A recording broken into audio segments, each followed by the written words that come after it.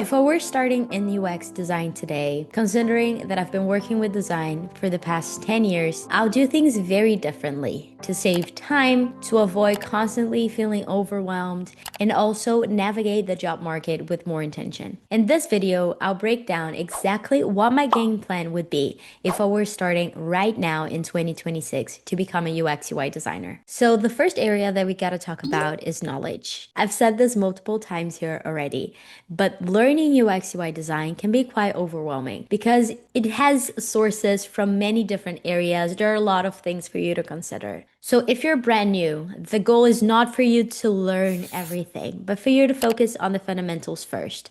And believe me, you're always going to be learning. So start right, and then you're going to build more confidence and more knowledge over time. For me, the fundamentals come down to three main pillars. And that's going to take us to tip number one: master the three pillars of UX UI design. They are design conventions, best practices, and visual hierarchy. Design conventions are patterns that users already understand. So think of buttons, specific icons for specific things, interactive states. When you follow them in what you design, people don't have to stop, think, and trying to figure it out what action they would do there, making your designs way more seamless.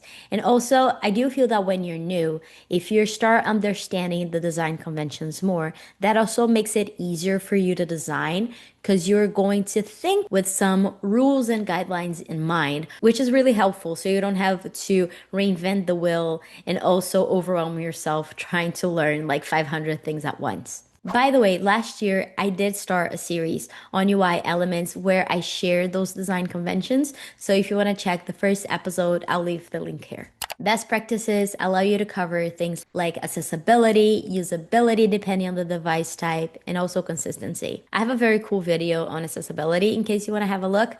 I'll leave it here. And visual hierarchy. This is how you guide users' attention. What stands out, what action they should perform, what can wait. When these three pillars work together, interfaces and experiences just feel easier to use. Because honestly, a lot of a good experience is going to come from you being able to translate designs that people already trust and love into the specific context and problem that you're solving. So focusing on these three pillars is something that is going to give you a more solid foundation. And of course, you can go into detail into every single one of them. If you want help structuring your learning, I already have a video on a study roadmap that you can use in case you're brand new to UX UI design. I'll leave the link for that here too. The second area we got to talk about is opportunities. Let's be honest, the job market is tough. We had a lot of layoffs these past few years.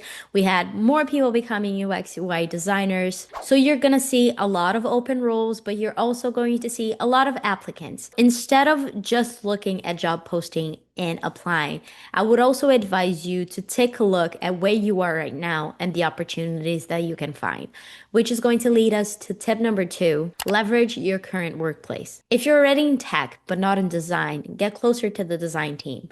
Sometimes I talk to developers that want to become UX UI designers. It's really good because you're already in that company, you already have that context, so it's easier for you to make that shift. That was actually something that happened to me. I started in a company in the marketing department, and then I shifted into product and then into UX UI design. If you're not working in tech right now, think about the general experiences that you have. Sometimes you work with the public, so that might lead you to getting a position in the customer support team. And with that door open, for example, while you study on the side, then you would be in a better position for you to transition to the design team. The third area is efficiency. And for that, the tip is for you to dive deeper into how you can get more efficient as a designer and also how you can think of the systems while you work as a designer. So that's going to be learning about design system, which not only provides a crazy amount of consistency, but it really saves you time designing. Getting more efficient also includes getting more familiar with the tools. And yes, also leveraging AI into your workflows, seeing how that can allow you to work faster. AI is actually something that I included a lot into my workflow last year, but I kind of feel that I don't do it in the most optimized way. So it is one of my goals this year for me to really incorporate it more, explore other tools.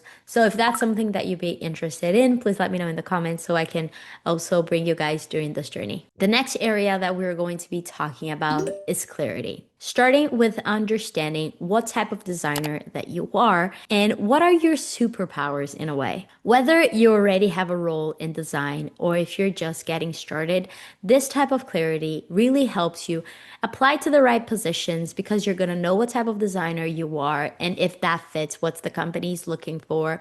It's also going to help you during the interview process for you to position yourself and know how to proudly talk about the things you're able to achieve. That allows you to play to your strengths. For me, a few things became very clear over time. The first thing, for example, is that I'm generalistic, so I do very well handling different projects and also looking at a project from many different angles. The second thing is that I'm UX first. I always think about the entire experience before I try like elevating the look of things. And another thing that became clear to me, for example, is that one of my strengths is not in Figma, is not in like user interviews, but it's actually in the organization.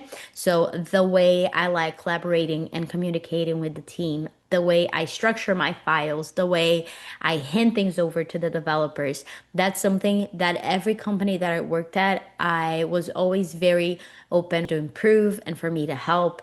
And I think in many, many cases that made us move faster and more efficiently, you know? And the other tip within this topic of clarity is for you to build a standout personal brand as a designer. You don't have to be a content creator, but you have to let people know about your work. So choose a platform, choose a frequency where you're able to stick to, and just show up. For me, like creating videos was a very good way for me to reflect on my own processes as a designer and for me to level up my work. And just this practice of making videos made me a better designer, you know, but at the same time, it also opened a lot of doors for me. But of course, for you to build a standout brand, you need to know what it is that you want to achieve and also what your strengths are. So if you want to get into UX this year, focus on the fundamental first. Don't try to learn everything at once. Look for opportunities closer than you think. Get efficient and play to your strengths. With the start of the year, I would love to know what type of videos you like to see here. So feel free to leave a comment with that. And before you go, something tells me you're going to like this video here next. Thanks for watching. And as always, happy designing.